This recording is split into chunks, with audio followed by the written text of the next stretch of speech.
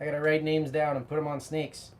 People are buying snakes before we start the live. Everyone says we sell snakes after the lives, but today we're selling them before. Thanks, Jeff. How you guys doing? Welcome back to Out Reptiles. My name is Garrett Hartle, and this is Thomas. You want to show yourself? What's up, guys? How you guys doing today? I'm gonna pull up the chat so I can actually read it. What are we doing today, Thomas? We are talking about retic health and feeding and any retic health related questions that you guys have. Oh, retic hell. Health. What did you think I said? I thought you said we're talking about retic hell. Yeah, yep. Which, I don't know. Retic mythology. Maybe it's the same thing. Oh, can get pretty bad. Can get pretty bad out there. Fun side note, just, you know, from all the chatter, you know, we get lots of messages and stuff, people asking about things. It's hot out there across America right now. And I had several people call me. Rob and I were talking about addressing this issue in the shop, and several other people called me just today alone saying, hey, are you having this issue? My retics are all super restless. They're pushing a lot more, all that kind of stuff, just because ambient temperatures are rising. I think, like for us, the AC can't handle keeping it down, especially with all the bodies we have running around here in the small shop. So, yeah, fun fact, retics push a lot when it's hot because they're trying to get out of the cage and they're panicking. So whatever you can do to cool them down, give them bigger cages, definitely helps have a wider temperature gradient, or cool those rooms down, you know, because, boy, you know, it's a bummer to see them like, it's so hot, I can't get out of here. And it's not dangerous temperatures or anything like that, it just makes them uncomfortable. So don't like seeing them that way. All right, so retic health. What are we learning? All right. So... By the way, you guys, I don't know if you knew this, but you can actually, as soon as this video is over, we're going to post a community post, right, Thomas? Mm-hmm. You guys can ask your questions there, and that is where we do these. We get a lot of people, I think, kind of yelling at us in the comment section sometimes, like, answer me. And there's two ways to do it. You can post in advance, and we'll answer the questions off that community post. That's what Thomas is doing. Or if you really need your question answered right now, drop us a super chat. We will stop everything and pay attention to you right now. So apparently Brian Barczyk is also live right now, so we have some healthy competition. Good. Bring it, Brian. Bring it. Maybe we could call him and do a phone call between our two channels while it's live. I don't know if that'd be a good idea, but if you want to try it, then I will fully support you. Sounds good. Ask, if you guys are watching both channels right now, ask Brian Barczyk if you will super chat. Will he dance in front of the camera the way that we do for you here on Out Reptiles, or is he too professional for that? Let's see how it goes. Oh, what's up, everybody? So, Bob Evans, Anna Kevlin, Richard Bilbo, Am Fractals in the house. Herp panel. Hey. How's everybody doing? Tristan loves us. I love you too, Tristan. Family Jewels. Justin? Yeah, he's in there. How's everybody going? Let's do it. Garrett's hair in the thumbnail looks like a rhino rat snake. Yes, that is typically my hair when it gets too long. It's too long now, so just kind of... Oh, you know it's too long when the gel stops working as well. Yeah, that's it. The gel does not work anymore. Chip Indo would say, I need to do more gel. Or, I mean, you could invest in, like, hair wax, unless you're already using hair wax. Yeah, it is. It's hopeless. Okay. It's hopeless. Yeah. Sorry, man. Plus, it would be out of frame, you know. I used to get a lot of complaints about needing to reframe the shots on my old videos because my hair got too tall. So, fun fact, side fact, if you guys ever watched Johnny Bravo, my dad, Gary Hartle, was the producer of that. And he used to always joke around that Johnny Bravo was basically me. I don't know if you ever noticed, he always had like weird pets to get chicks, and he's always hitting on girls, and it never worked and stuff like that. And he had really tall hair too. So kind of loosely sort of maybe based on me. I noticed how you like drawing like correlations between that, like myself and Johnny Bravo. Intentional.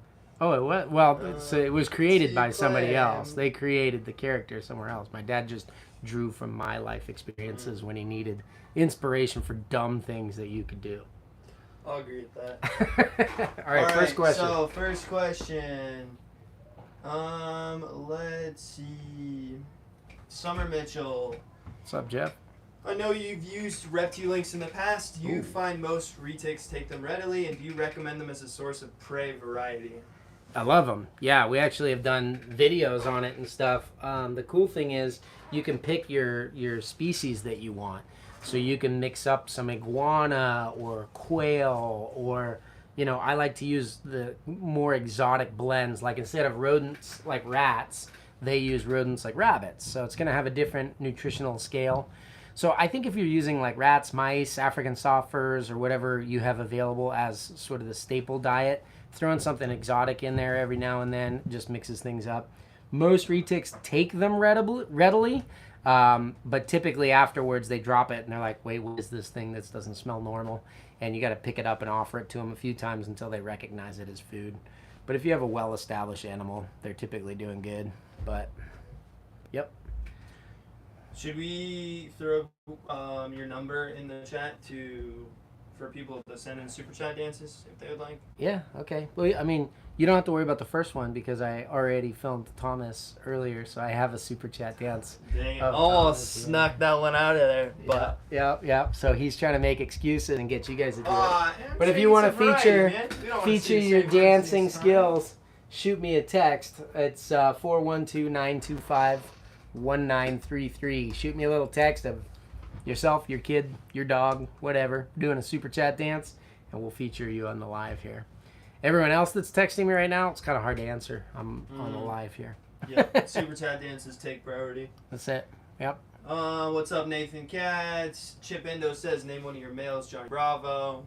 Oh, that's a good idea. You have to remind me at the end of the thing. Yep, so we are going to do a naming, whatever you call the naming game, the snake naming competition. We should probably, I'm trying to think of somebody who's like he'll probably forget by then. And goofy, ridiculous one with the girls. It's like, because you have some that are like super macho. They're more like Don Juan or whatever. The Johnny Bravo is the guy that's like arching so high he falls over, I think, in the retic world. So I'll have to find one. Find one that personifies it. Yeah, I like it. All right, go ahead. All right, sweet. So let's see. Ryan Hood asked, since captive bred snakes have more access to food, is it possible to overpower the natural size range of superdwarfs but still maintain a healthy snake?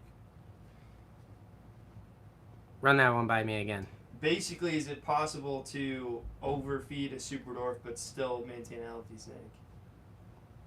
That doesn't really compute in my mind. Okay, so if you're saying, is it possible to overfeed? If you overfeed, then that means you've fed too much, and that basis would be, I have fed beyond a healthy level. Use the word overfeed. The specific thing he said is more access to food in captivity versus a wild superdwarf. Okay. The thought being that superdwarfs are smaller because of the lack of food. He said basically, is it possible to grow a superdwarf beyond its like natural superdwarfness without overfeeding it? I think the answer is no, if I understand what you're saying correctly. So the animals are genetically smaller in size. Lack of food availability and stuff like that. I mean, a lot of people, especially mainland breeders and stuff like that, have talked about how they're just small because there's no food on those islands. First of all, I don't know how much food there is on those islands. It sounds like there's caves full of bats and rodents running around and stuff like that. You know, we've talked about maybe migratory birds as a food source. So theoretically, they've gotten smaller on those islands to cope with that, but they've done it, you know, in a way where they are actually adapting to those surroundings. If you guys watched our recent video when we had Karma and the Karampa together outside, that was the Retic Fest video, right? Yep. So scroll back a couple videos, check out the Retic Fest video. We had Rob's mainland girl, and it was really crazy to put one of our wild caught Karampas next to her and just see the massive difference in size. There's no possible way you could take a mainland with those genetics and keep it as small as a Karampa male and healthy throughout its life. There's no way. you're shortening its lifespan. And there's no possible way you could take a Carompa and feed it up to that mainland size. I don't think it would ever get to that size, period. But even trying to get it close, you know, if you're starting to push your pure super dwarfs, you know, from those islands, Carompa, Madu, Kalatoa, and you're pushing them up over 10 feet, you're pretty much shortening their lifespan at that point. So whether or not there is less food on those islands than the mainland, you know, the animals are genetically smaller, so it's not based on food alone. That's a old school fallacy and myth. Good to know. You sound very excited about that, Thomas. Oh man, I'm absolutely stoked on it. Let's see. Houston Norris asks, assuming that the snake is not overfed in either scenario, is a consistent feeding schedule with the same size prey better than feeding different size prey at an irregular schedule?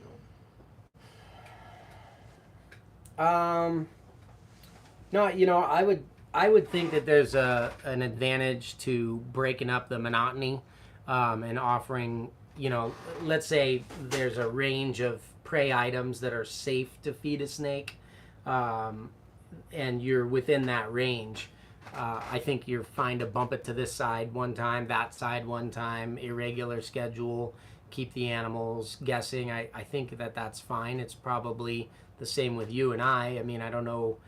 Certainly generations have been raised on breakfast, lunch, and dinner, you know, but if you wanted to eat 2 meals one day, one big one the next day, and then 3 or 5 little ones the following day, it's probably fine. I don't think you need that consistent, regular thing to survive. And with the retics, I will tell you this, it's been shown that it is definitely better for them to every now and then like clear everything out. So having large gaps, even if it's just occasionally, when you feed, letting them get everything cleared out and then start feeding them again is definitely an advantage, because it's hugely taxing on their body and internal organs to digest those giant meals. They shouldn't be doing it regularly and all the time. Sweet. All right, super chat from Hurt Panel Forums. Woo! Here we go. Let's watch Thomas dance. There we go. Oh yeah. Hold on. Here it is. How do you know what's going on in my head? Oh, that was the very end of it. No, you're still going? No. It's. Okay, we'll show the whole thing. I'm just saying you showed the very end. It's like air dancing by yourself. No, I like it. Yeah, but at least you sing along. I don't come up with good music in my head, you know? How do you know what's going on in my head? Good stuff. Wow. Good stuff. All right. Hurt Panel Forums. Says, Mr. Lewis. Steve Lewis says, tell Riley she did a great job with my little Madu cross. He was a perfect gentleman, and I'm very glad he's home now. You're very welcome. I will let her know that. Yes, my daughter Riley does a little $10. She'll train your snake from here to there, try to get him acclimated and everything. So Steve just actually got his. And then I see another one over here from Legacy Retics. That'll be our boy Sean, right?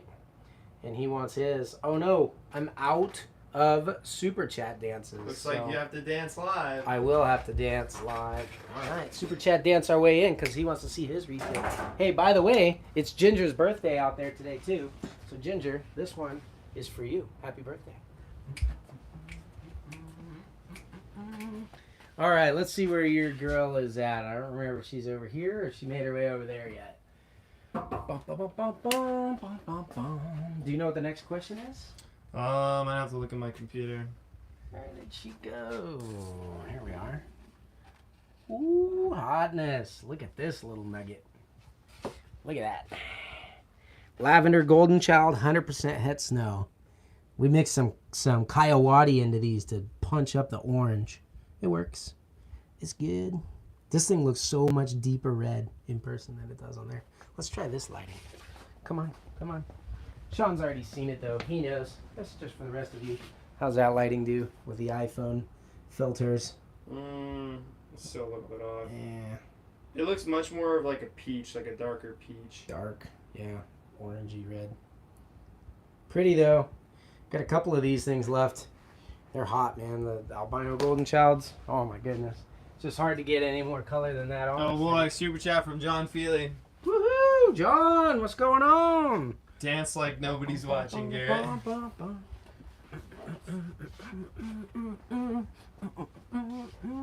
I always dance like nobody's watching. Or maybe I never dance when anyone's watching or not watching. Thanks, John. That's what's going on. Most people super chat dance in. They go, no dance necessary. Don't worry about it. Well, nobody wants to see that. Oh.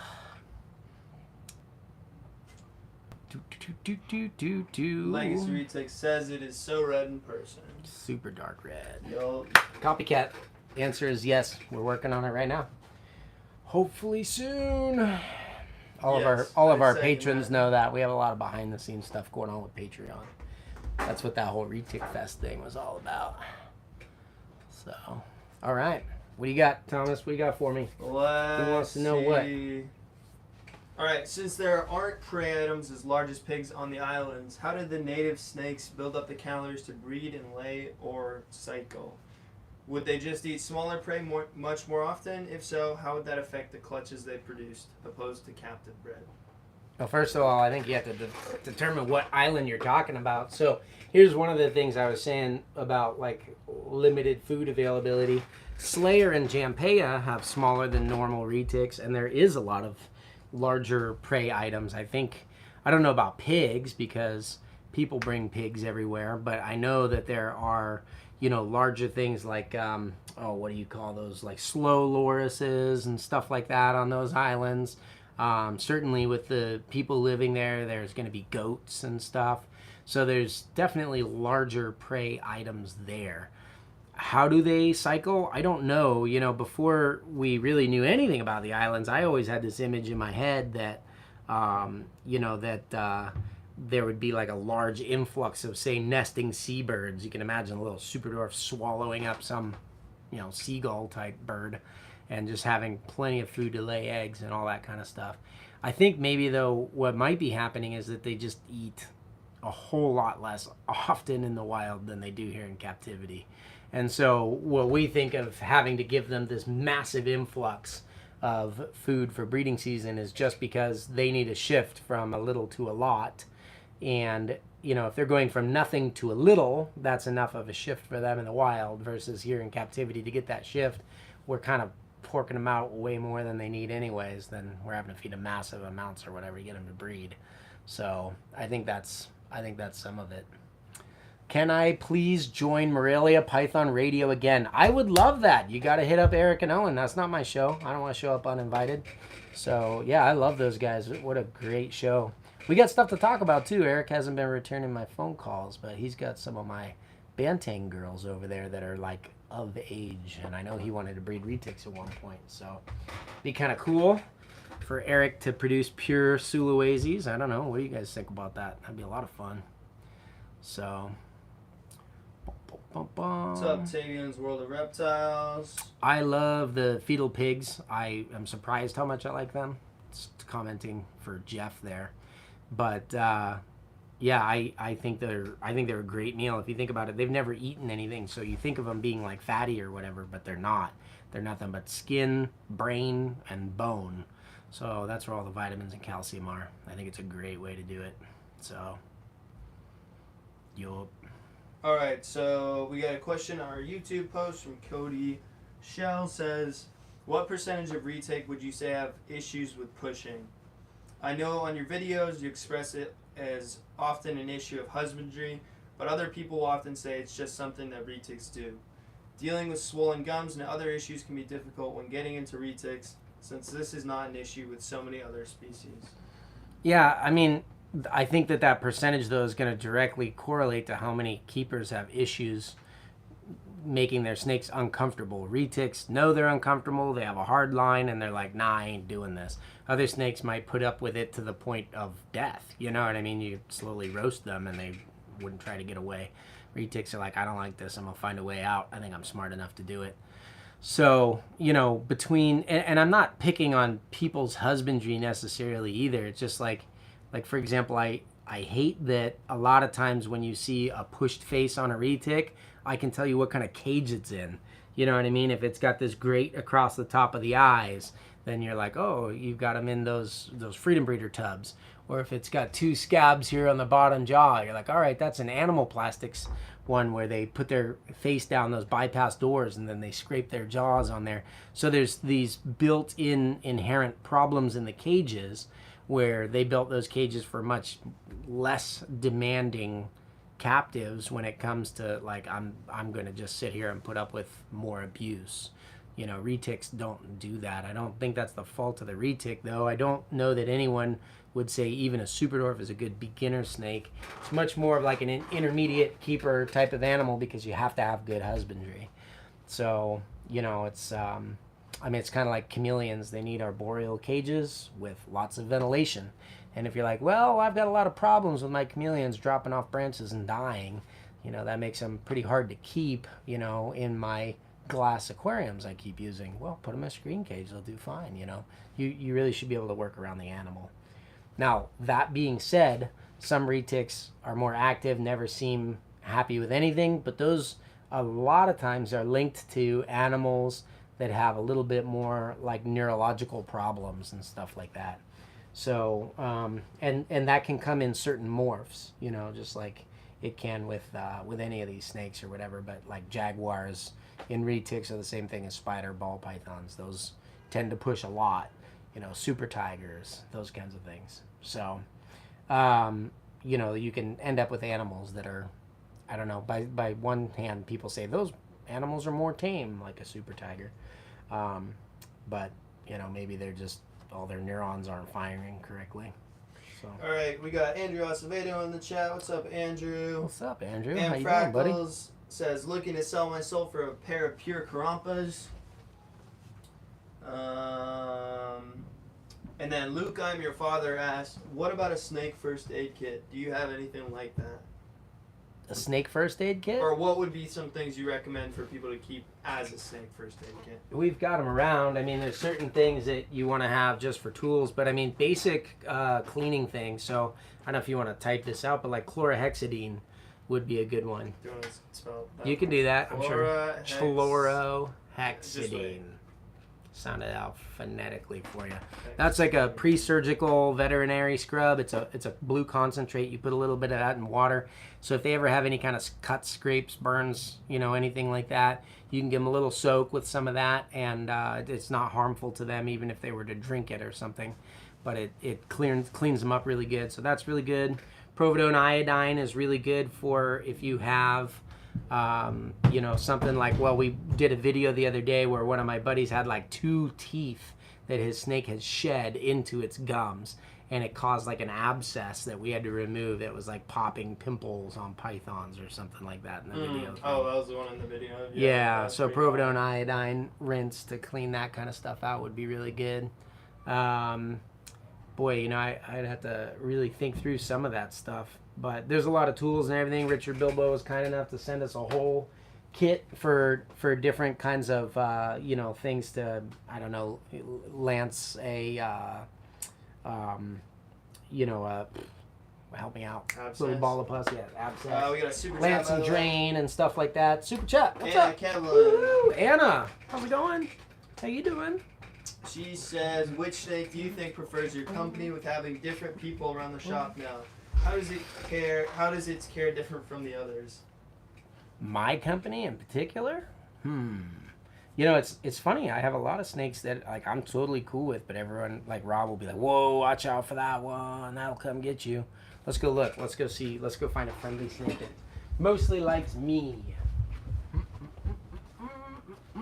Richard Bilbo was here. Got bit twice by a girl that he produced. That was pretty funny. She doesn't prefer him anymore. She prefers me. That was that girl. Who likes me the most? Who likes me the most? My marble girl is pretty cool. Yeah, I don't know. You're having trouble finding one that likes you? Yeah, kinda. Wait, no. Let's see. Yeah, I think a lot of the wild caught stuff. to quote your daughter, if you cooler. only like something that loves, Loves you you back, back. then you don't have a very big heart. Is that what she said? That is what she said. That was a good quote. This girl likes me. Goat mama. Grew up a Calico cross. Hi, baby. She's a good girl. Thinks she's gonna eat right Watch now. you get tagged on live. I probably will. Yeah, she thinks she's gonna eat. Oh, it's a love bite. No, it would be a feeding response. 100%. 100%. But this girl's a sweetie. This is 50% Calatoa, 50% Carrampa female. She was produced by Rick O'Neill. She's twice proven female. She's also the mother of the goat line. We bred a young Sulawesi male to her to make some super dwarf Sulawesis. That was pretty fun. But she's a sweetie. I get along good with this girl. Some of them are very in your face when it comes to be feeding time. And I think the ones that have gotten my staff trained the best are the ones that are the most like aggressive right up at the front of the cage. Although I will say we've played around with Rob a lot with these snakes. Like he had one girl out, I think you filmed it a little bit earlier today, that was raised by someone else, and they just fed it every single time they took it out because they were afraid of her, because every time they were by the cage, she's like, voomp, right there, and if you open the cage, she came out with mouth open. And so that made them nervous, so they fed her more to the point where she just said every human interaction, as soon as I see him, I'm going to get something, you know what I mean, fed to me right now. So she would just open her mouth and come out. They basically like trained her wrong and did this downward spiral. And so she's nuts if you take her out of the cage. Traditionally, this is the kind of animal that Rob doesn't like as much. Hey, baby, come here. But that was really only when he first moved here, and he didn't like know them that well. See, if you open it, see how she's like right up there and ready to go. And if I opened it and I had my hand anywhere in the vicinity or any part of myself, she'd come flying out to grab me. This See her? one looks pretty ready too. Super amped up. Yeah, that girl is, he calls her nail biter because she got him once and bit, sliced up his thumbnail. So he definitely doesn't get along well with that snake. But that was super early on, and today he had him out and he's playing with them in the yard, and he's like, wow, they're a whole different snake out here. And so sometimes they're just kind of trained wrong, They're already. And if they come flying out at you, well, they're smart. They know what's up. I'm thawing out a mouse because we were going to talk about rodent food sizes, I think. Ginger Salter says, thanks for the dance. Garrett made my day. Happy birthday. Low Life Exotics, what up? Gina Ruck says, the goat line girl is amazing. I guess like the goat line mother. Yep. Yeah, Gina has one of the little super dwarf Sulawesi babies. They're super cute, man. Those little, like those fat Sulawesi cheeks on a tiny little super dwarf baby. Woo. Hard to beat. I'm gonna really make myself smell like a food item here so that we can do this later. We're getting a lot of questions about inbreeding. Inbreeding? Yep. Uh-oh. Inbreeding / line breeding / Exactly. So various people have said inbreeding is becoming like more of a problem nowadays. I think more people are talking about it. Okay, as let though me it's read a what bigger Jeremy problem. Anderson says. What's The he- inbreeding topic is interesting. I think the concern about it is overblown. Diversity is important, but a lot of snakes are safe to breed F4, F5 without outcrossing, or I am misinformed. Yeah, I know 4 or 5 generations of like breeding siblings together or breeding sons back to mom. That's a lot in my book. My thing is like, as breeders, I think we should try to do the best we can. If we can maintain genetic diversity, that's great. Inbreeding really only becomes a problem if you have deleterious genes in your gene pool. So for example, you can keep everything healthy if it's heterozygous everything all the time and there's any recessive, health issues. There's not a lot of dominant, inheritance health issues in animals because they would be unhealthy and all their offspring would be unhealthy, and so they'd probably be naturally selected out. But if you're heterozygous everything and you're like, let's say you're heterozygous for having a hole in the heart, then if you keep breeding that line back together, you're going to get a large number of animals that become homozygous. They got it on mom and dad's side, and they're going to end up with a hole in the heart and they're going to have issues. So on the other hand, if you never had that gene in the bloodline, it doesn't matter how much inbreeding you do, you're not going to hit that. The problem is that, and this happens with island populations of stuff, gene pools are limited. And so if something new comes in, it wipes everybody out because there's no genetic variety to be able to handle those different things. So, And you said you're gonna show us your second super chat live. Are you ready? I did. I said I just made up the fact that I thought I could dance. Okay, ready, set, go. I don't know what to do. I'm just gonna go back to the. Here you go, Anna. That's the best I got. I can just. Oh man, me and Baby Mixology are over here having a day date. She wants to say hi to Garrett. Watching from the restaurant. What's up? And you put them through that, man. Super chat to me. They were having a nice dinner. Oh, there you go. This is for you. That was Anna's. This one's for more mixology over here. Let's find Tanya. Where's she at? Rob moved her. I don't know where she's at now. Tanya. Oh gosh, I'm gonna have to hunt for her, guys. She was over there a second ago. Did you guys see that? It looks a little crazy over there. I'm sure you saw it as we were walking around. But we had like all these aisles out. This actually means we have less babies. All those empty tubs that you can see stacked up over there are babies that we've been moving out lately. So that's a good thing. We like that. If anyone wants to buy some babies, hook it up. Give Rob one less baby to clean. Brings the sea level down. I don't know where Tanya is. She's doing very well. Yeah, you can shoot us an email, info@reachoutReptiles.com, or shoot me a text or whatever with what you want, and we'll try to get you set up. I don't know where she went. She got upgraded. She's in here somewhere. I don't see any Tanyas, so I'll have to find it. She was over here. Maybe she's still over here. Is she hiding like way in the bottom? Nah. She gone. I don't know where she is. Rob stole her. That's my theory.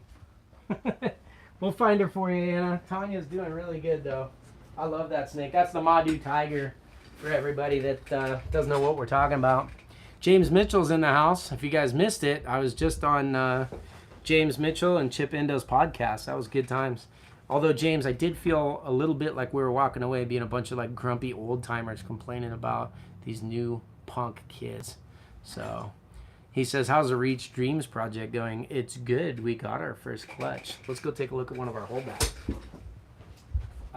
So we bred the wild-caught Reach Dreams male to an F1 Kalatoa female. We have not got the wild-caught female to breed yet. We're working on it, though. It'll come in due time. Reach Dreams. Here we go. Let's take a look at one. These are the babies. Woo! Hi, little guy. Look at that little cutie. Fresh Kalatoa bloodlines from probably the prettiest Kalatoa male I have ever seen. That's a Reach Dreams line. Super nice. Really high saddle count. Like, look how many rosettes they have going on. It's crazy. We were only able to release 2 males. But the cool thing is even the money raised by those males already started a college fund for Lars. That's Forrest's son. So it's pretty cool. We're going to raise a stack of females here, and that establishes the bloodline, and then all the money from that bloodline will go to contribute to him as well. So that'll be fun. But they look great. Super happy with those. Matt Summers says, so small. Andrew, thanks for listening. Yep. Ginger Salter says, talk about feeling old. Hold on, it disappeared. I got an AARP in the mail today. What's that? I don't know. I'm not old enough for that one. Just went over my head. So, good times. Got to plan those retirements. Super Dwarfs fit really well in there. But, yeah. All right, Luke, your father says, it seems like retics and berms have incredible eyesight. They're observant and seem to be able to see me from a distance. How good is their eyesight, and do they see in color? They definitely pick up movement like that. I mean, they're really good with movement. I don't know that any, actual scientific tests have been done on whether or not they see, all these different things in colors. I know that a lot of reptiles do see in color, so I wouldn't be surprised, but I don't know. I'm not really sure. Lori Torini, you're in the chat. Do you know anything about that? Do pythons see in color? I don't know. So a lot of the crazy lizards with their color, breeding color displays and stuff like that definitely do that stuff. So pretty cool. I thought that was a super chat dance, but you guys are slacking. I should call on somebody in the chat. Just FaceTime someone. How about just like I FaceTime them? Tell them hey, what's up? Dance. Can you super chat? All right. I bet you Brian Cusco is good for one of those. Should I FaceTime Brian Cusco right now? Go for it. I don't think he's doing the live. Hold on. Let me see. I'm gonna not turn it straight to the camera just because You never Brian know with Cusco Brian answering Cusco. my FaceTime might not be Could alive be on the anywhere. internet thing. Let's see.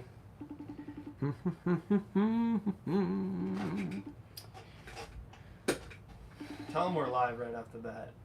Oh, So he doesn't say he anything. answers my calls Oh, on perfect. speakerphone. This guy just thinking I'm always ready to be live on camera. Oh, he's watching right now. He's watching. Super chat for us, Brian. We need a super chat. What do you A mean? dance. A He's dance. super chat. A dance. Did you just? Did I wake you up? No, I'm speaking a lie. All right. So this is what happens to me. Somebody throws a super chat at us, and we go, "Yeah, super I chat." know your super chat dances work, bro. Why am I getting involved? I don't know. It was a Bring random closer. idea. I blame the viewers. They want you to super chat dance for them. Oh my god. Yeah, like live and on the spot, just like it is for me. Super not ready for this. Alright. Now you know how we feel. No, but you're ready. You go live, you know that you're gonna be dancing. You're trying to get super. What am I getting? Are you gonna fly me out or something? You fly me out next time. How about that? Let's go. You know me. I forget all the time. Oh yeah, what? That is not a super chat dance. Oh man, that was Woo! like Finley's dance. All right, that's pretty good. That's pretty Hey, good. Let's go. That was great, Brian. All right, guys. That was free. Have a good one. Bye. Bye. I don't know. That was better than mine. I'll tell you That that. was special. I think my back would hurt after that one. Oh Super boy. chat from Jeremy Anderson doesn't say anything. Lori Torini says pythons Oh, you have had something to dichromatic dance. vision, which that means they can see blues and greens. That's why the aneries are considered the sexiest snakes on the islands. The more you know. From one man's opinion. I just completely made that up. That's it. Jeremy That's it. Anderson, super chat. Oh, Nothing. yeah. You didn't say anything, but we still have to dance. What do we both No, dance? that was Brian's super No, chat. no, that was the other one. Oh, Wasn't was it? No. I thought it was. We danced for you're Morph right. Mixology. You will just dance twice. Jeremy, I'll have to buy Brian lunch or something next time he comes out. Thanks for supporting. Pretty good stuff. Pretty good stuff. Yep. See, Jeremy says dance, Cusco, dance. There you go. Oh, man. All right. All right. So you were saying someone had a question about the size of feeders. So let me show you guys this because I have this lined up for you. People are always asking, like, you know, how much to feed, how much to feed, how much to feed. It's really hard to answer when you have one snake that's going to be as small as, say, those Reach Dreamsline Calatoas, and then you have another snake that might grow up to be, you know, 12 or 13 feet long, and they have completely different growth rates. So I think, you know, for us, what I like to do is make sure that they have plenty of food for their growing bodies. You know, you're not trying to stunt them at all. You're not trying to push them to grow faster. And like I said, there's a range. You can feed a little too small or a little too big. But there are people who take a hatchling retic that is capable of eating, say, a hopper mouse or a rat pup or something, or like a rat fuzzy, and they're giving it like a pinky mouse. And then they stretch that out to once every 2 weeks. And they're like, there, that way it won't grow. And they won't grow, but they also won't develop, you know, vital organ tissue and stuff like that. So you don't want to do that. And then there's other people that say, oh, retics are capable of taking down giant meals. So they give them huge meals. And then, you know, before that thing is even moved all the way through the snake, they are swapping it out, you know, for another giant meal and getting them going again. Brian says he just threw out his lower back. I told you my back would have hurt if I did that. That's what I said. So it's all right, Brian. You'll catch up to the old man super chat dance thing. I just kind of like do this nowadays. It's not a whole lot. So, but yours was better. That was definitely a classic. So I wanted to show you, like, if I have a mouse about this big, that's going to be a large adult mouse. What kind of a snake am I going to feed this size prey item to? So let's go through and we'll take a look at some babies in here and see. I guess we can go back to, we had that Reach Dreams line little guy. Where was he at? Somewhere over here. Oh man, I wanted to crunch this thing. All right, let's take a look at this. So here's our Reach Dreams Pure Calatoa, and he's only a couple months old. Can he eat a large rat? Well, let's take a look. Can you see that? Let me get him on the same level as this mouse. Hold on, don't take it, buddy. Sorry guys, that's a little graphic. That's a large mouse. Here is a small retic. So can you see the size of his belly compared? That mouse is like probably 4 or 5 times his girth. Now, I'll bet that this snake could hack that thing down. He would look like he was blown up like those little balloon animal balloons. And he could probably digest it without dying. But that is way too big of a meal, pretty much in any circumstance, for a snake that size. So now if we were going to go up to, let's take a look at, say, here's a dwarf, super dwarf cross snow male. All right, this guy is beautiful. I'm kind of surprised actually that he's still here. Brian says, miss you guys, I'm going back to sleep. Good night, Brian.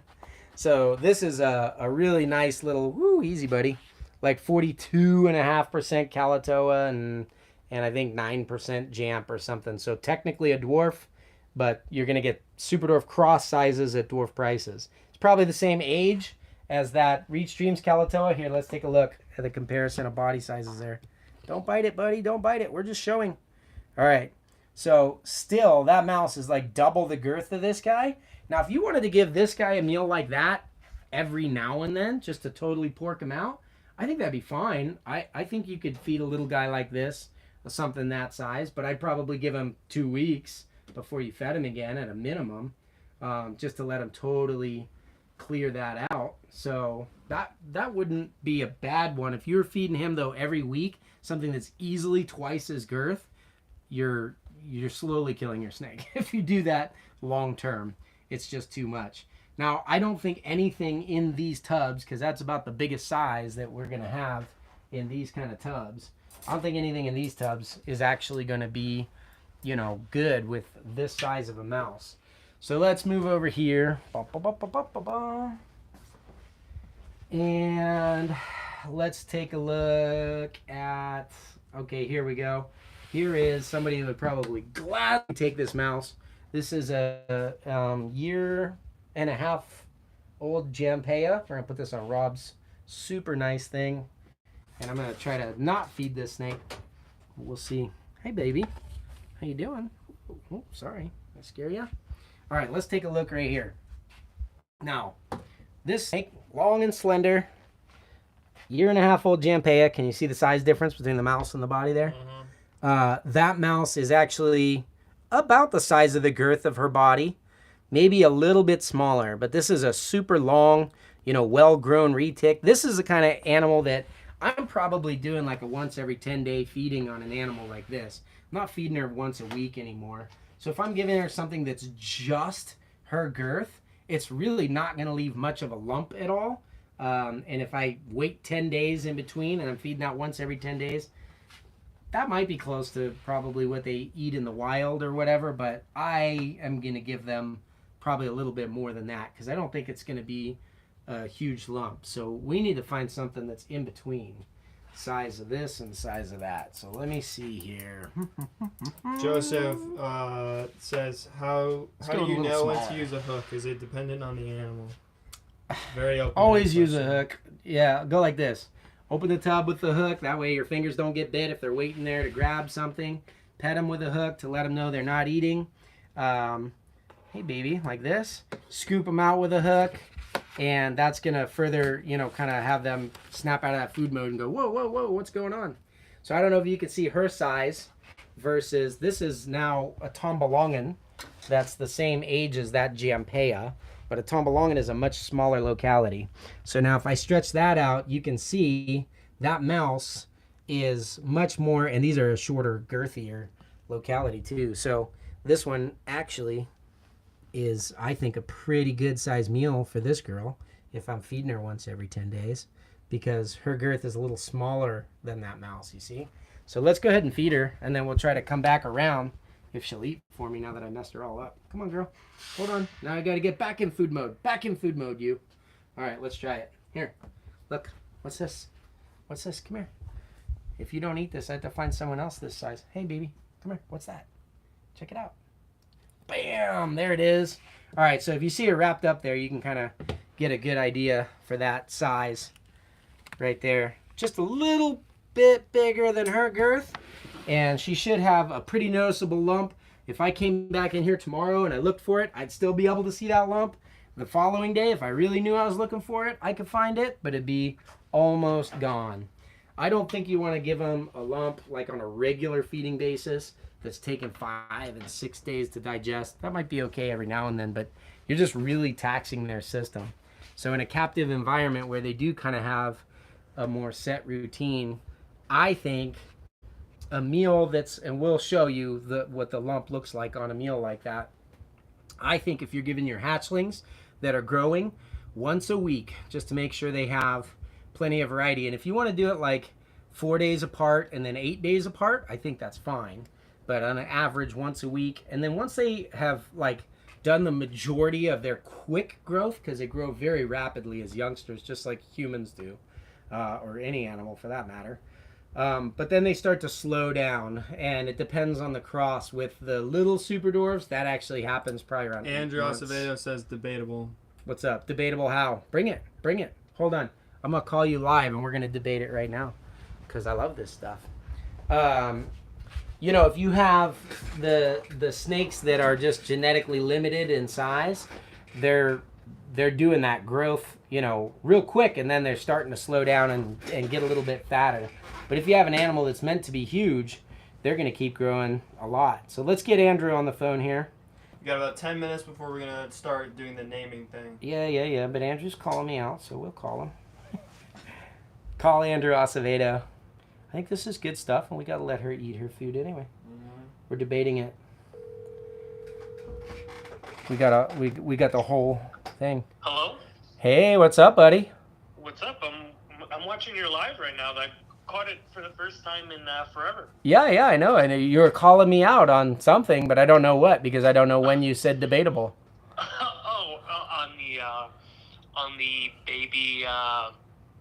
On the baby reach streams, I'm feeding babies that size adult mice. That's like a jumbo mouse though, and those are fresh baby pure super dwarfs. It looks like an adult mouse. It's a large adult. It's like a retired breeder adult mouse. Okay. Yeah, fair enough. That's how, I mean, like maybe the largest that I'm getting, that's the size that I was feeding those babies, like right out of after maybe second meal.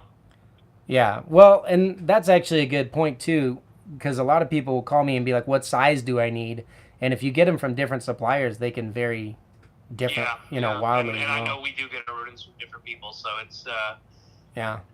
Cold-blooded cafe is more generous on the sizes. So no, but I think so. Like, if I got a pure super dwarf, like Reed Streams' Kalatoa or the Madu Kalatoas or whatever. So I mean, and like the pure Madu, when the female that you gave me, she was a little iffy to start right away. But once she ate, that was like a large mouse was her first like solid meal after alive. Yeah, so I would start them on like say a hopper size mouse once a week for whatever 6-8 meals, that's something like for, that. Like I usually 1 or 2 meals tops. Like once I know that they understand the concept of what food is, then it's just I just start giving them I try to not to treat anything different. A large mouse can be eaten by an array of different animals, so it's kind of a universal food item that I have here. Yeah, right. No, that's true. So on a pure super dwarf like that, are you feeding once a week? No, definitely not once a week. That's more like every, I'd say 10 to 12 days max. See. They are, I mean, depending on the animal, but for a pure super dwarf baby, I mean, they digest things relatively fast. I mean, I at least think so. But for sure. Most part, you can see where, they reach a point where they're just completely stuffed. And then once I see that they're empty, I offer them a meal of that size again. Once I know that, it just doesn't take like a whole week and a half or 2 weeks to digest that meal, I know that it's just something that they can handle with ease, and it starts the growing process much faster. I mean, it's not, snakes that are genetically modified to stay, a certain size are only going to grow so far, but it definitely, as far as like getting that muscle tone and mass to them, I feel that's an important stage in their development at such a young age, just getting their, metabolism going. Absolutely. So, but this is actually kind of a good point, and why there's not any hard, fast answer for it, where it comes down to a little bit more of an art than a science, because part of what I do is feed maybe a little bit smaller meals more frequently. So they're getting, I would assume, probably about the same caloric intake as your animals. But for me, a lot of times it's like cutting a large mouse in half, which would be something of like maybe like a mouse hopper, like Yep. 2 of those or 3 of those is equivalent of 1. Exactly. And if I'm doing that, once every, let's say 5 days, I always say like twice a week or whatever, but like it's more like once every 5 days on the babies. It's to get them a number of meals with experience eating so that they're problem-free babies when I ship them out to the customer. So I want them to have a large number of meals relatively quickly. I can understand your point of it in comparison to just snakes that are staying with you. Yeah, staying with me. So I know that the whole trauma of being moved from one place to the other, even though it's, for some snakes it's nothing, for others it just takes a bit for them to settle in. So it's just having that familiarity with food allows them to it just comes second nature, even though, you can move them from one instance to another, from one coast to the next. And, once they're settled in, the concept of what food is just, it's not even an afterthought. They see it, they grab it, they wrap it. So I think you and I would both totally agree that it would be poor husbandry to feed really small meals, really spaced out, trying to keep them small, or gigantic meals as often as they can physically digest it to try to like hurry up and breed them at 2 years old. Yeah, and the thing is, it's just there's no given answer that your snake is even going to get to that size or what it needs to. There's very few snakes where you can get, by force feeding to breed at such a young age. It's definitely something that these animals, regardless if you feed them or underfeed them, it's one of those things they're genetically modified. The snakes that are selectively bred to stay small will stay small regardless. I mean, obviously, I'm not imposing that people underfeed their retics, so that's not the case whatsoever. But as far as like, if you're overfeeding these snakes, snakes that are designed to stay small, essentially through selective breeding, are going to stay small regardless in comparison to how much you feed them. If you start overfeeding them, they're just going to get overweight. But you can see where the snake starts becoming more like a sausage. Its neck is fatter. It's almost the equivalent of its head width. So it's other than that, these snakes that are meant to stay small will stay small regardless of how much food you're putting into them, whether if they're consistent small meals or spaced out larger meals. Right on. Good debate. Thanks, bro. Dude, yeah, good seeing you. Bye.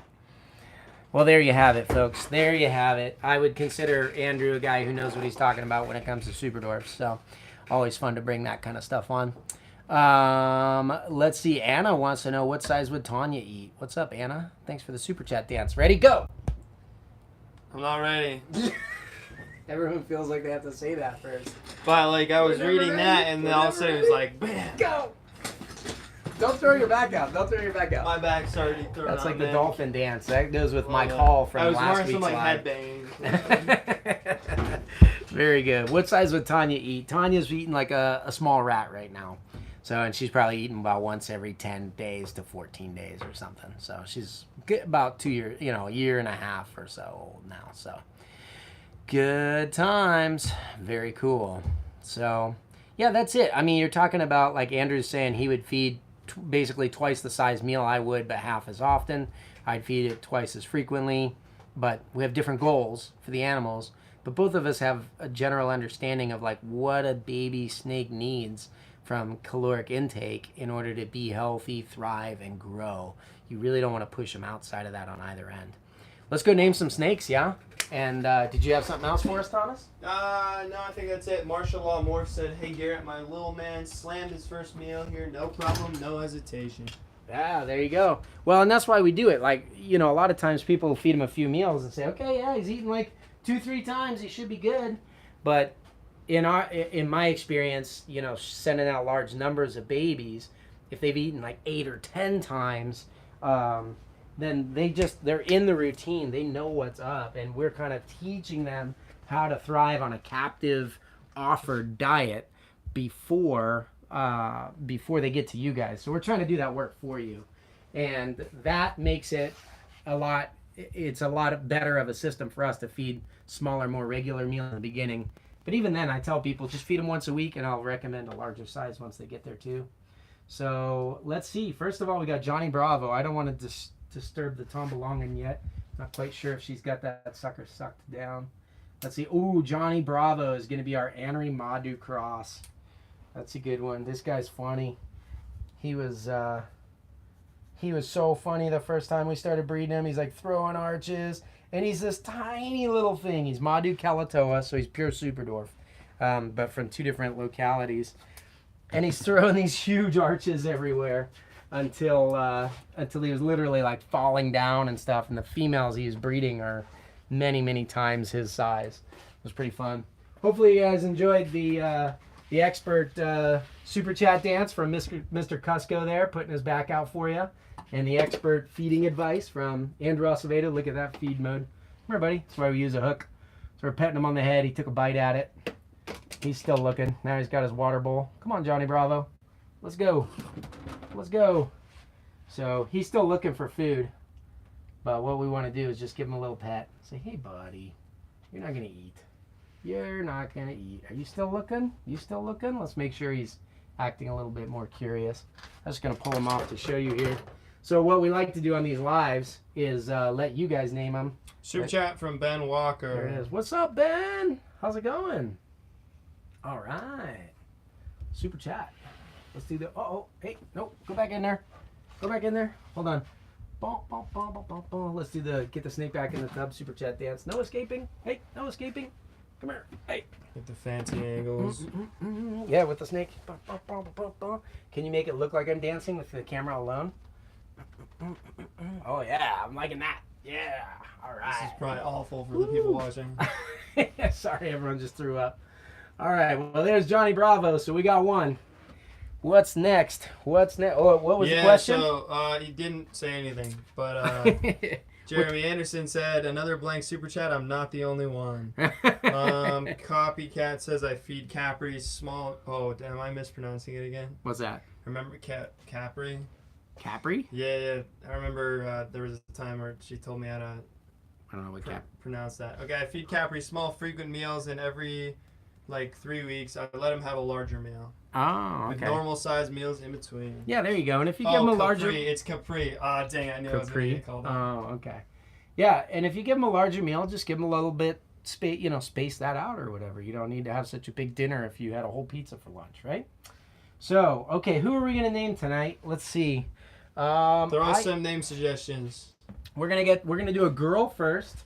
This will be a hungry-looking platinum marble. Ooh, just shed. Look at that. I love when that happens. So this is going to be a platinum marble.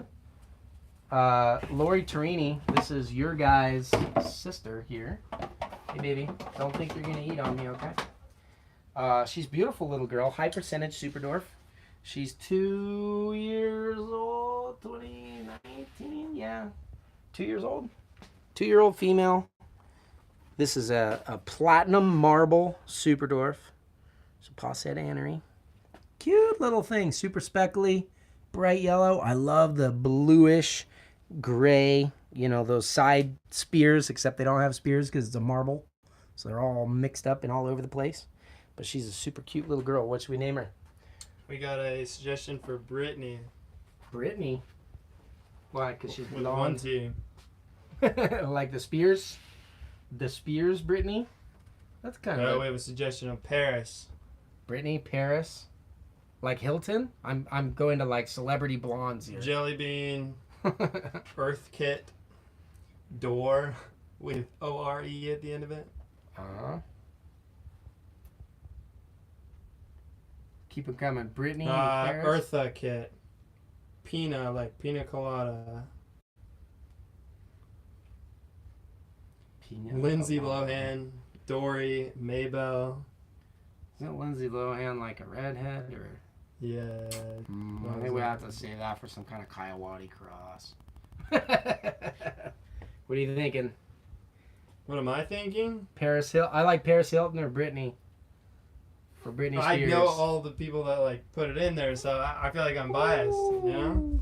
Okay, we're getting more. We got Chiquita. Chiquita is cute. We have a Chiquita though. Gloria Steinem.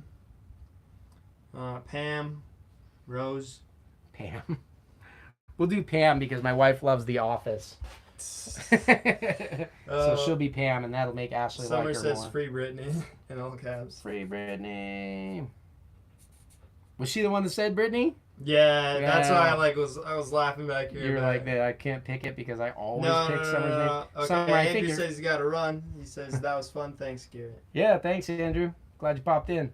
All right, Pam from The Office. Okay, now we need a boy. Let's see. Who are we gonna do? Who are we gonna do?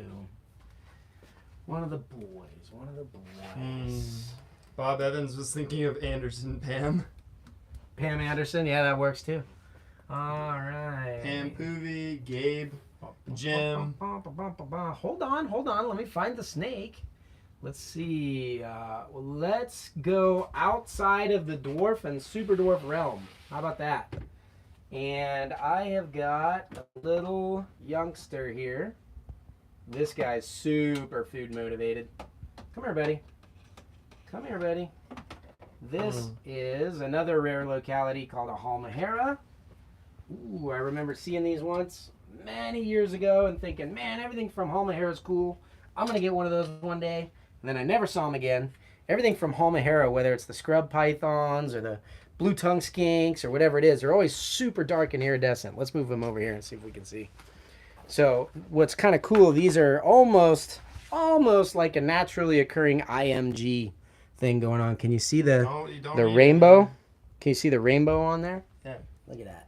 Just don't read the chats. Super dark, and he's even like his belly is turning black now. He's deep in blue right now, so he actually looks a little bit kind of like milky gray. But this is my Halmahera boy.